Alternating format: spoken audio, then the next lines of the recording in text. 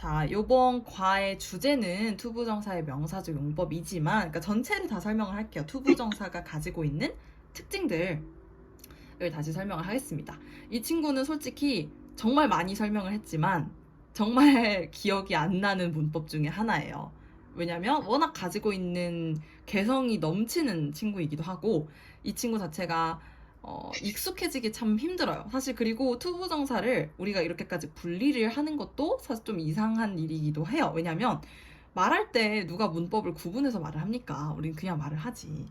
그래서 사실은 외국인들도 이거 투부정사를 하나하나 나눠가지고 이해를 하고 문제를 풀고 있다고 생각하면 조금 엥? 할 거예요. 근데 어쨌든 한국의 커리큘럼에서는 중학교 1학년부터 3학년까지 모두 중학교 1학 그 투부정사를 구분하는 문제에 추가하라고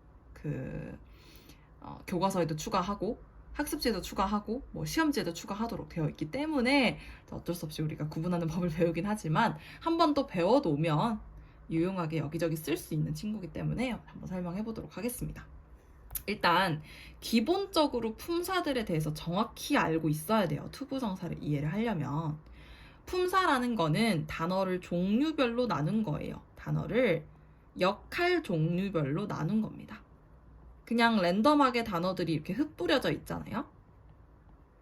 그러면 이제 이 단어는 어디에 쓰는지 저 단어는 어디에 쓰는지 헷갈릴 수 있으니까 우리 그럼 단어들을 구분을 해보자.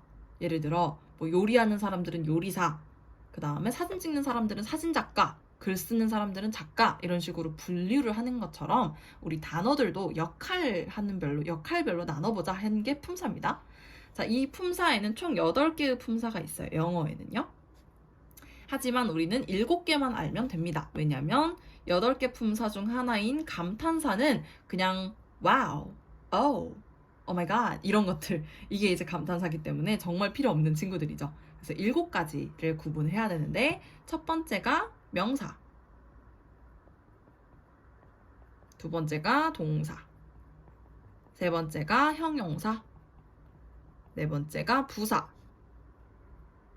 사실 가장 기본적으로는 이 4가지 위주로 문장이 돌아갑니다. 따라서 이 4가지는 100% 이해를 하고 계셔야 되겠고요. 그 다음에 이제 부차적으로 쓰는 친구들이 전치사, 접속사, 그리고 명사를 대신하는 대명사 이렇게 있죠. 그러니까 사실 얘는 대명사는 굳이 분류를 해놨을 뿐이지 이 친구는 명사랑 같은 애예요, 사실은. 대명사는 반드시 명사가 있어야만 쓸 수 있다는 특징이 있긴 하지만 어쨌든 대명사도 명사랑 같은 역할을 하기 때문에 굳이 하나 더 분류를 안 할게요. 그럼 이제 6개네요. 품사 또 줄었네. 우리는 총 6개의 품사만 알고 있으면 돼요. 자, 그럼 하나씩 볼 건데 일단 기본적으로 동사, 정말 중요한 친구죠. 동사는 영어 문장에서 애초에 한 자리를 차지하고 있어요. 주어, 동사, 목적어. 주어나 목적어라는 품사는 없지만 동사라는 품사는 있죠. 그래서 한 자리를 애초에 이 동사 자체한테 준 거예요. 네가 해, 너 다 해먹어, 이렇게 준 겁니다. 그만큼 중요한 역할을 하기 때문에. 동사는 한국어로 해석했을 때 다로 끝나는 특징이 있어요. 물론 한국어의 특징상 했어, 했어요처럼 이렇게 다르게 끝나기도 하지만 기본 특징은 다로 끝난다는 거예요. 이다, 하다, 먹다, 걷다 이것처럼. 그래서 동사 하나 이렇게 주고요. 반드시 동사 자리에 들어갑니다. 동사 자리. 여기서 말하는 자리라는 거는 문장 안에서 주어, 동사, 목적어를 얘기하는 겁니다. 주어 자리, 동사 자리, 목적어 자리일 때 이 동사라는 품사가 동사 자리를 차지하는 거죠. 자, 그 다음에 명사는 이거 정말 중요한 건데 명사는 딱히 이렇다 할 한국어 해석의 특징이 없어요. 명사는 뭘로 끝나요? 명사는 뭘로 끝나요? 이렇게 할 수가 없어요. 하지만 명사가 정말 중요한 이유는 명사가 문장 속에서 주어 자리, 목적어 자리, 보어 자리, 전치사의 목적어 자리 이 4군데를 차지하기 때문에 그렇습니다. 거꾸로 말하면 명사는 반드시 주어, 목적어, 보어, 전치사의 목적어 자리에 있어야 하고요. 이곳들이 아닌 다른 곳에는 절대 쓸 수가 없어요. 그래서 이거 꼭 알아두셔야 되겠죠. 즉 여기 있는 동사 자리 제외하고 주어 자리랑 목적어 자리는 전부 다 명사가 들어와서 커버합니다. 이렇게 되겠죠? 그 다음에 형용사는 명사를 꾸며줍니다. 항상 기억해야 될 게 형용사 부사를 헷갈리는 사람들은 둘 다 꾸며주는 애라고만 생각하고 어떤 차이가 있는지는 잘 몰라요. 형용사는 반드시 명사만 꾸며줘요. 명사 꾸며주는 친구. 한국어로 해석했을 때 니은 받침으로 끝나거나 리을 받침으로 끝나거나 의자로 끝나는 경우가 많습니다. 그 중에서도 니은이 정말 많죠. 예쁜, 키 큰, 멋진, 빠른 이런 것들. 그 다음 부사는요. 아까 형용사가 명사를 꾸민다 그랬죠. 부사는 명사 빼고 나머지 다 꾸밀 수가 있어요.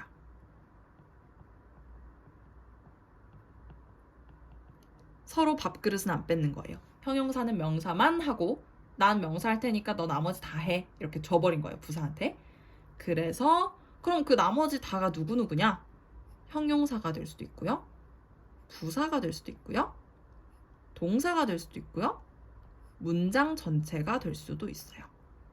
그만큼 부사의 쓰임은 다양합니다. 그러니까 부사가 제일 자유로운 친구라고 생각을 하면 돼요. 형용사 같은 경우도 명사를 꾸미기 때문에 반드시 명사랑 붙어 있어야 된다는 특징이 있지만 부사는 그런 특징도 없습니다. 그냥 내 맘이에요. 내가 쓰고 싶으면 쓰는 거고 말고 싶으면 하는 거고 있고 싶으면 있는 거고 없어지고 싶으면 없는 거고 그래서 부사는 정말 자유로운 친구라고 생각하시면 됩니다.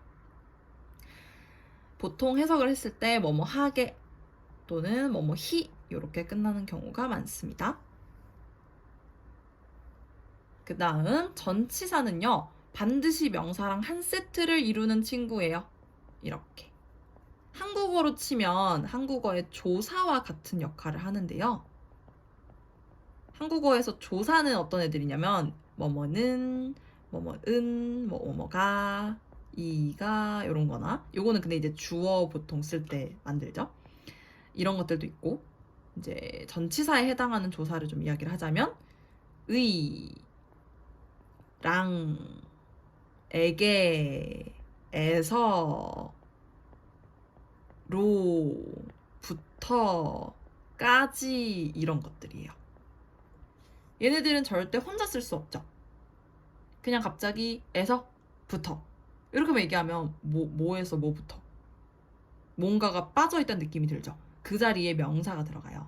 10시부터 11시까지 나의, 너랑, 그녀에게, 서울에서, 부산으로 이런 식으로 반드시 명사가 함께 합니다. 그게 전치사라고 생각을 하면 돼요.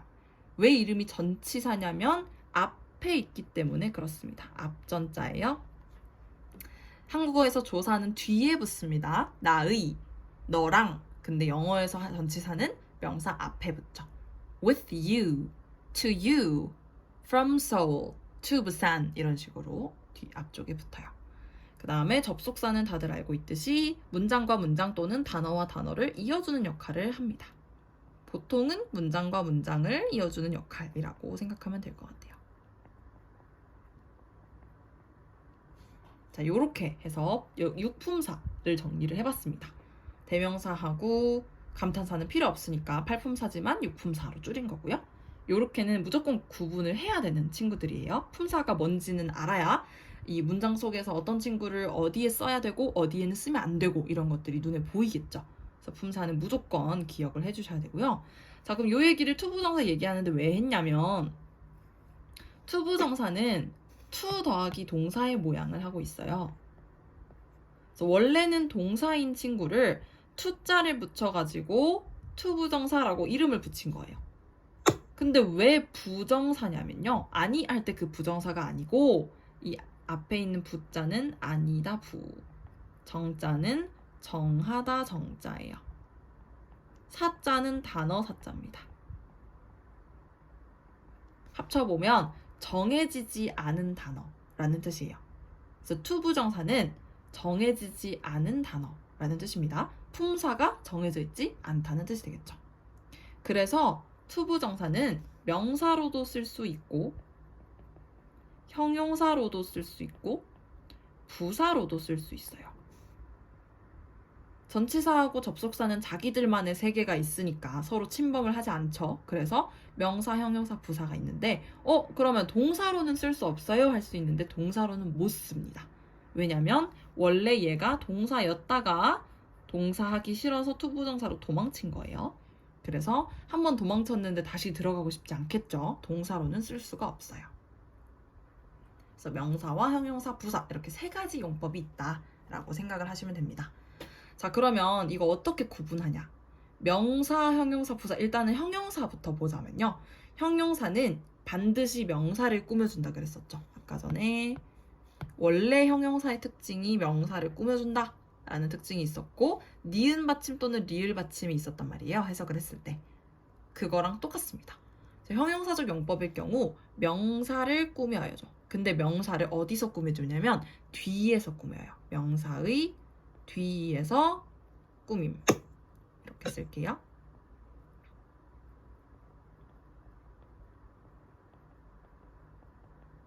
한국어로 해석했을 때는 리을 받침으로 해석되는 경우가 정말 많고요. 90% 정도가 리을 받침을 해석하고요. 그 다음에 니은 받침도 가끔 나와요.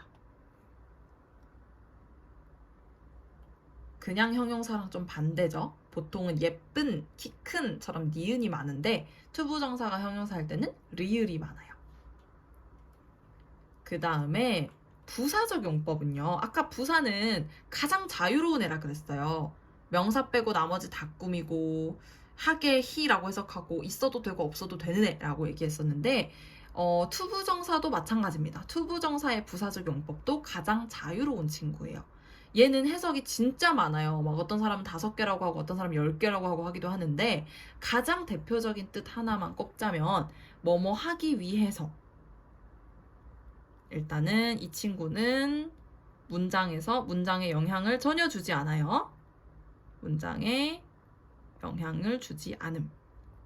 그러니까 얘는 있으나 없으나 해석이 된다는 뜻입니다. 그 다음에 보통 가장 대표적인 해석으로는 하기 위해서라고 해석해요. 요게 가장 대표적인 해석입니다. 목적을 나타내는 거죠.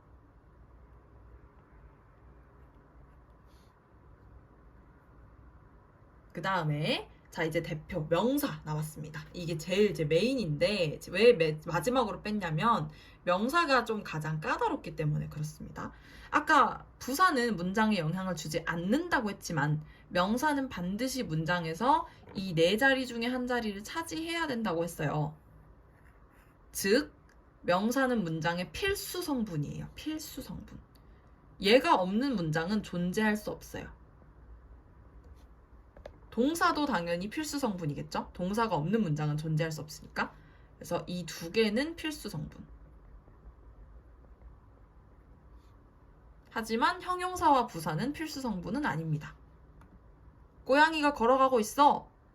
예쁜 고양이가 걸어가고 있어. 예쁜 고양이가 빠르게 걸어가고 있어. 자, 여기서 예쁜하고 빠르게는 필요 없는 친구들이죠. 고양이가 걸어가고 있어. 고양이라는 명사와 걸어가다라는 동사가 필수적인 거지 다른 거 형용사랑 부사는 필요가 없어요. 그래서 투부정사의 명사적 용법도 문장의 필수입니다. 그럼 어떻게 되냐? 일반 명사랑 똑같이 주어 자리, 목적어 자리, 보어 자리에 써요. 해석할 때는 하는 것, 하기 요렇게 씁니다. 이 친구가 없으면 문장이 안 돼요. 구성이 안 돼요. 그래서 명사적 용법인 투부정사는 딱 봤을 때 알아볼 수 있어요. 얘는 어떻게 쓰이냐면 우리 문장이 이렇게 생겼잖아요. 주어, 동사, 목적어. 주어는 반드시 동사 앞에 있고 목적어는 반드시 동사 뒤에 있죠. 마찬가지로 보어도 반드시 동사 뒤에 있죠. 그래서 항상 분석을 하세요. 영어 문장 볼 때마다 분석하세요. 분석을 했더니 동사 앞에 투부정사 있네. 동사 바로 앞에 투부정사 붙어있네. 그럼 걔는 명사인 거예요. 주어인 거예요. 주어. 명사. 그 다음에 동사 표시했더니 동사 바로 뒤에 투부정사 붙어있네. 그럼 걔는 목적어 또는 보어인 거예요. 즉 명사적 용법인 겁니다. 따라서 이 명사적 용법이 제일 알아보기 쉬워요. 얘는 알아보는 방법이 동사 바로 앞 또는 뒤에 있어요. 형용사적 용법의 친구는 명사 뒤에 있어요. 하지만 부사적 용법인 친구는 그런 특징이 없어요. 그래서 조금 구분하기 어려울 수 있지만 해석을 해봤을 때 그 특징이 조금 확실하게 드러납니다. 형용사적 용법은 해석을 할 때 하기 전에 어떤? 이라고 질문을 하면 해석이 아주 예뻐요. 부사적 용법은 보통 왜? 라고 질문하면 해석이 아주 예뻐요. 명사적 용법도 해석이 어떤 질문을 써야 해석이 가장 예쁠지 궁금할 수 있는데 주어 같은 경우에는 뭐가? 주어는 뭐가? 라는 질문이 어울리고요. 목적어는 뭐를? 뭘? 보어는 그래서 뭐? 어쨌다고? 이 질문이 가장 잘 어울려요. 보통 뭐가 들어가 있는 게 보이죠? 뭐? 왜냐면 명사를 나타내는 친구기 때문에 그래요. 뭐가 영어로 what이죠? 이것도 명사입니다. 명사를 물어보는 거라서 그래요. 그래서 이렇게 되는데요. 자, 일단 여기까지 다 기록했을까요, 여러분? 네. 오케이, 초은이도 기록했나요? 네. 오케이, 좋아요. 자, 그러면 투부정사의 명사적 용법들 예시 조금 봐볼게요. 예를 들어서 여기 지금 to cook spaghetti is easy 동사를 표시하세요 했더니 동사 기준 바로 앞에 to cook spaghetti가 있죠. 그럼 얘는 주어 자리에 쓰여진 투부정사예요. 스파게티 아니에요 라고 할 수 있지만 해석해봤을 때 스파게티를 요리하는 것 이렇게 해석이 되죠. 이 쿡의 목적어가 스파게티인 거지 스파게티 혼자 쓰인 게 아니에요. 스파게티 is easy는 너무 이상하잖아요. 그죠? To cook is easy 이렇게 돼야죠. 그래서 이 친구가 지금 주어, 즉 명사겠죠. 주어는 명사죠. 명사라는 품사가 주어 자리에 들어간 겁니다. 따라서 얘는 명사적 용법의 투부정사이고 주어 자리에 들어갔다 라고 생각하시면 돼요. 자, 그 다음에 여기도 볼게요. My dream is 동사 표시했더니 바로 뒤에 투부정사 있어요. 그럼 얘는 목적어 또는 보어예요. 근데 목적어인지 보어인지 어떻게 아냐면 보통 비동사 뒤에 있으면 그거는 보어라고 생각하시면 됩니다. 목적어일 수가 없어요. 비동사 뒤에 있으면. 그래서 얘는 보어예요. 해석을 해보면 내 꿈은 피아니스트가 되는 거야. 되는 거라고 해석하는 거 들리죠? 되는 거. 그 다음에 I want 동사 표시했더니 바로 뒤에 투부정사 있어요. 그럼 얘는 목적어 자리에 쓰인 투부정사. 얘도 명사적 용법이죠. 나는 원해. 뭘? 그 아이를 다시 만나는 걸. 만나는 거라고 해석이 들리죠. 한번 여기 이 부분들 지워볼게요. 그 질문들이 나오나? 쉬워. 뭐가? 그죠? 아까 전에 주어 자리에 쓰여진 친구는 뭐가? 라는 질문이 나온다 그랬죠. 쉬워. 뭐가 쉬워? To cook spaghetti. 스파게티 요리하는 게 쉬워. 요리하는 것이 쉬워. 그 다음에 내 꿈은 뭐? 그죠? 내 꿈은 하면은 그래서 뭐 어쩌라고 해석이 말이 안 되니까 그죠? 그래서 보어 자리에 쓰인 친구 피아니스트가 되는 거야 이렇게 해석이 되죠. 그 다음에 나는 원해 뭘? 아까 목적어는 질문으로 뭘 나온다 그랬었어요. 나는 원해 뭘? 그 아이를 다시 만나기를. 만나는 거 또는 만나기 이렇게 해석이 됩니다. 그래서 이게 지금 명사적 용법인 거예요. 이거를 어떻게 짧게 설명하냐? 명사적 용법의 투부정사는 주어, 목적어, 보어 자리에 들어가요. 해석했을 때는 것 또는 하기라고 해석을 해요. 이렇게 설명하면 돼요. 투부정사 명사적 용법. 이게 투부정사의 명사적 용법의 깔끔한 정의입니다. 그 다음에 좀 더 구분을 해볼게요. 형용사랑 부사도 배웠으니까. 자, 지금 여기에 수많은 투부정사들이 밑줄이 쳐져 있는데요. 지금 보면은 앞에 요거부터 볼게요. 2번부터 보겠습니다. I feel sad. 나 너무 슬퍼. 동사 표시할게요. feel. I feel sad. 너무 슬퍼. 자, 지금 문장 끝났어요. 동사 표시했더니 앞에 뒤에 다 자리 차지되어 있어요. 그러면 누구만 남았냐면 형용사랑 부사가 남았는데 sad는 명사가 아니죠. 뒤에 투부정사 붙어 있으니까 얘는 형용사도 아니에요. 명사 뒤에 붙어 있는 게 형용사적 용법이라 그랬어요. 근데 명사 안 붙어 있으니까 얘는 부사적 용법인 거예요. 아까 부사적 용법은 해석했을 때 왜? 이게 제일 잘 어울린다 그랬죠. I feel sad. 너무 슬퍼. 왜? To see. 봐서 슬퍼. 뭘 봤는데? My grandfather is sick. 할아버지가 아프신 거 봐서 슬퍼. 그죠? 너무 자연스럽게 해석되죠. 그래서 이게 바로 부사적 용법으로 쓰인 투부정사고요. 얘는 지워도 문장 해석에 아무 영향이 없습니다. I feel sad. 나 슬퍼. 그렇구나. 슬프구나. 끝난 거죠, 그냥. 딱히 문장이 어색해지지 않아요. 그래서 요게 부사적 용법. 그 다음에 3번도 보겠습니다. He must be kind. must be 여기가 조동사니까 동사 원형에다가 분석할게요. He must be kind. 여기서 must는 해야 한다는 뜻이 아니고요. V임에 틀림없다. 강한 추측을 나타내는 조동사예요.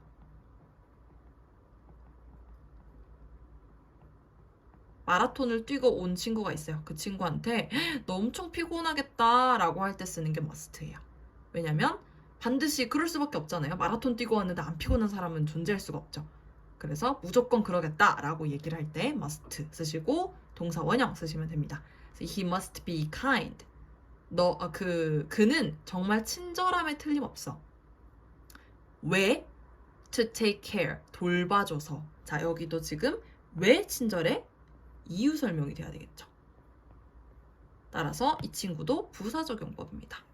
보시면 He must be kind. 동사를 기준으로 주어 자리, 보어 자리 가득 차 있고요. 따라서 명사적 용법 아니고요. 그 다음에 투부정사 앞에 명사가 없어요. 그럼 형용사적 용법도 아닌 거죠. 따라서 부사적 용법이 되겠습니다. 그래서 그가 아픈 동물들을 보살펴 주다니 보살펴 줘서 너무 친절하다. 이렇게 되는 거죠. 자, 그러면 5번 한번 가볼게요. Do you know any interesting stories? 자, 여기도 do you 항상 의문문은 조주동 어순이죠. 조주동. 그럼 주어 여기 있습니다. 그 다음에 any interesting stories? 목적어 여기 있습니다. 자, 그럼 이 뒤에 있는 투부정사는 명사적 용법이 아니에요. 주어 자리, 목적어 자리 다 차 있습니다. 그럼 이제 남은 선택지는 형용사냐, 부사냐 이거 둘 중에 하나죠. 앞에까지 해석해보면 너 무슨 재밌는 이야기 좀 알아? 입니다. 너 무슨 재밌는 이야기 좀 알아? 근데 이야기 명사죠. 얘 혹시 형용사인가? 한번 질문을 해볼게요. 어떤 이라는 답의 정답이면 형용사. 왜? 라는 질문에 답이 되면 부사인 거죠. 자, 한번 해보겠습니다. 어떤부터 해볼게요. 너 좀 재밌는 이야기 알아? 어떤 이야기? To tell children. 아이들한테 말해줄 재밌는 이야기. 이게 어울리는지. 너 좀 재밌는 이야기 알아? 왜? 아이들에게 말해주기 위해서. 어느 쪽이 조금 더 자연스럽나요? 후자요. 뒤쪽 거요? 왜 쓴 거? 네. 그렇구나. 근데 이거 네. 명사 뒤면 형용사적 아니에요? 명사 뒤라고 100% 형용사는 아니에요. 형용사일 수도 있고 부사일 수도 있어요. 근데 요거 지금 해석을 한국어로 다시 정리를 해봐 줄게요. 어떤을 쓰게 되면 너 아이들한테 말해줄 재밌는 이야기 좀 알아? 가 되고요. 부사적 용법으로 해석하면 아이들에게 말해주기 위해서 재밌는 이야기 좀 알아? 이렇게 되거든요. 어떤 게 더 자연스럽나요? 한국어로 풀 센텐스를 들었더니 첫 번째 거요. 그죠. 아무래도 물론 이게 왔다 갔다 할 수도 있어요. 형용사로 해석이 될 수도 있고 부사로 해석이 될 수도 있어요. 그러니까 이게 확정적으로 너는 형용사야, 너는 부사야 이렇게 정해져 있진 않아요. 사실은. 물론 명사가 앞에 없는 상태에서 투부정사가 나왔으면 100% 부사예요. 근데 명사가 앞에 있는 상태에서 투부정사가 나오면 걔는 형용사로 해석해도 좀 어울리고 부사로 해석해도 어울리고 그렇게 느껴질 수가 있거든요. 그러니까 이게 사실은 되게 애매한 구역인데 이거를 구분을 하는 것 자체가 사실은 말이 안 되는 거죠. 그러니까 이게 언어를 배우기 최악의 방법인 거예요, 사실은. 투부정사 하나씩 구분해가지고 이건 이럴 때 쓰고 저건 저럴 때 쓰고 하는 거야. 이거 자체가 좀 안 맞아요. 말이 안 돼요.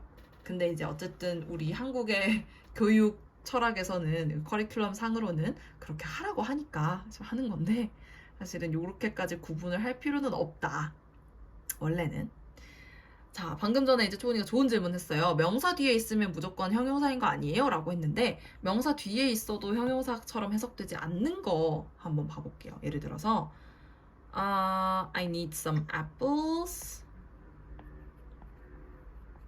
아이고, 왜 자꾸 저 부분에 표시가 될까?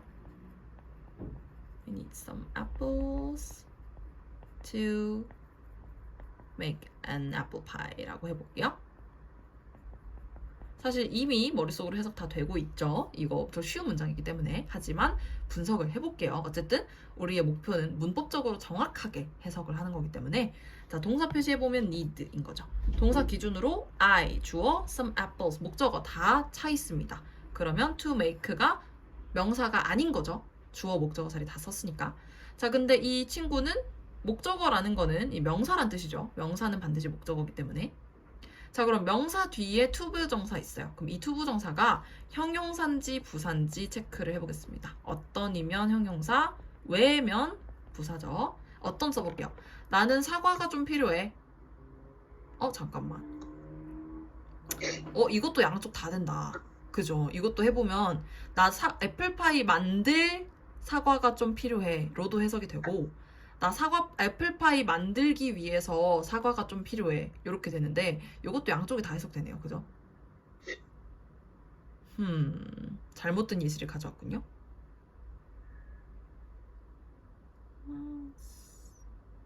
그쵸. 일단 그치, 기준점은 명사라고 생각을 하면 되긴 해요. 명사가 있으면 보통은 대부분은 형용사다.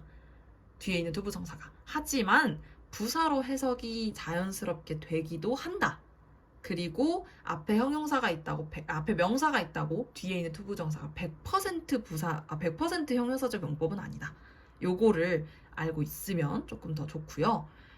그치. 요렇게 이걸 써야 되겠네요. 미안해. I went to see my grandparents.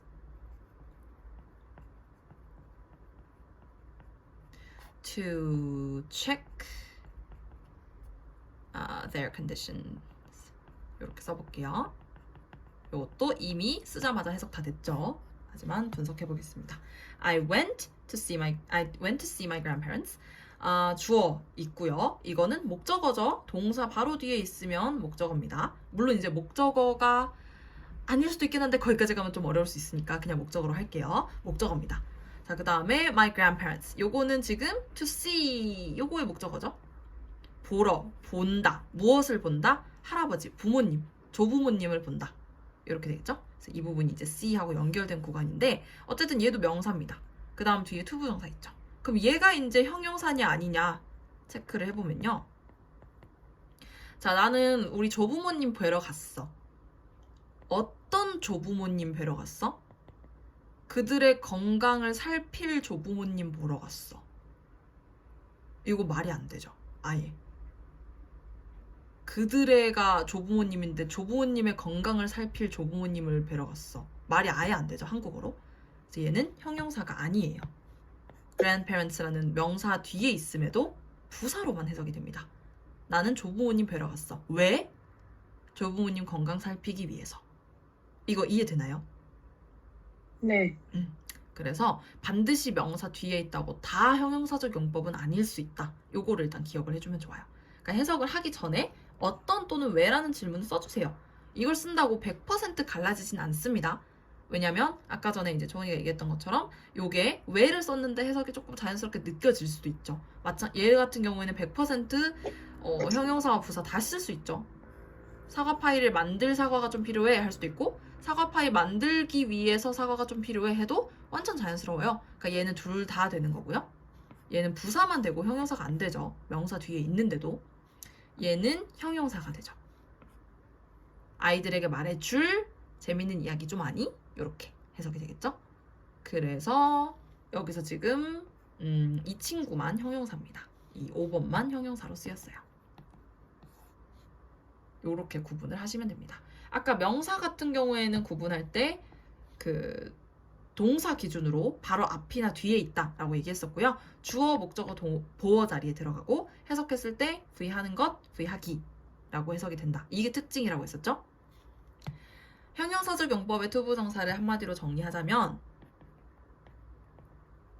명사 뒤에 쓰이고요. 명사 뒤. 그리고 명사를 꾸며줘야 합니다.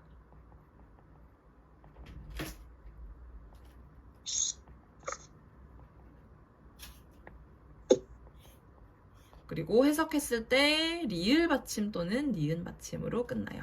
이게 특징입니다. 그 다음에 투부정사 부사적 용법은 아무것도 꾸며주거나 하지 않아요. 그냥 문장 속에서 하는 역할 자체가 없고 해석을 했을 때 보통 사실은 이게 좀 되게 애매해가지고 명사도 아니고 형용사도 아니면 부사다 이렇게 보는 게 사실 제일 무난하긴 해요. 일단 기본적으로 가장 대표적인 해석으로는 V 하기 위해서. 왜? 라고 질문을 했을 때 나오는 V 하기 위해서. 이 해석이 가장 무난합니다. 다른 해석도 있어요. 그래서 요거는 조금 투부정사 부사적 용법 공부할 때 조금 더 다루도록 하겠습니다. 지금 여기 1번에 사실은 대표적인 예시가 하나 있긴 한데요. 지금 요거 한번 해볼게요. 1번만. 여기서 동사 표시하면 여기 grew up이 되죠. 물론 이거는 한 덩어리의 동사입니다. 두 단어가 하나로 grow up, 자라다, 라는 성장하다 라는 뜻이죠. 하지만 얘는 목적어가 필요한 친구는 아니죠. 그는 성장했다. 이걸로 끝났잖아요. 그는 풀을 성장했다. 그는 아이폰을 성장했다. 그는 컴퓨터를 성장했다. 아무것도 안 어울리죠. 그래서 얘는 그냥 목적어 없는 친구인 건데 그럼 주어 있으니까 지금 여기까지 가득 찬 예쁜 문장이에요. 이 상태에서 to become 이라는 투부정사가 쓰였잖아요. 일단 얘가 부사적 용법인 건 바로 보면 알겠죠. 왜냐면 grew up 이 단어는 동사이지 명사가 아니기 때문에 명사가 없으면 그냥 무조건 부사인 거죠. 근데 해석을 하면 이상해요. 그는 자랐어. 그는 성장했어. 왜? 유명한 배우가 되기 위해서. 그가 성장한 목적 자체가 유명한 배우가 되기 위해서? 이건 좀 많이 어색하죠. 사실 이거는 여기서 쓰인 투부정사는 왜? 라는 목적을 나타내는 투부정사가 아니고 결과를 나타내는 투부정사예요. 어이구 머리야. 목적도 있고 결과도 있네. 그죠? 자, 결과를 나타내는 투부정사는 주로 동사가요. 내 의지로 할 수 없는 일들에 쓰여요. 자라거나 성장하거나 알람 안 맞춰도 언젠가는 잠에서 깨게 되죠. 그런 깨어나다, wake up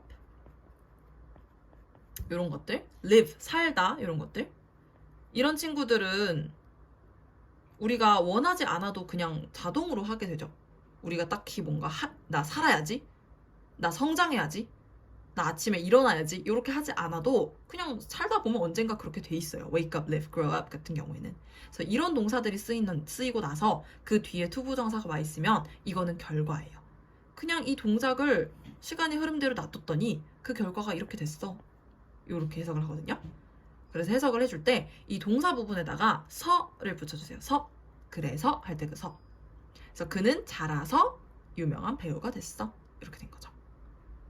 그래서 어떤 경우에 이제 어떤 사람들은 유명한 배우가 되기 위해서 성장할 수 있는 거 아니야? 이럴 수도 있지만 그거는 이제 자기 해석의 자유긴 하죠. 어느 정도 자유의 부분이긴 하지만 보통은 wake up, live, grow up처럼 내가 의지를 가지고 하지 않은 동작 뒤에 투부정사가 있으면 그거는 뭐뭐 해서 뭐뭐가 됐다. 이렇게 결과처럼 해석을 하시면 됩니다.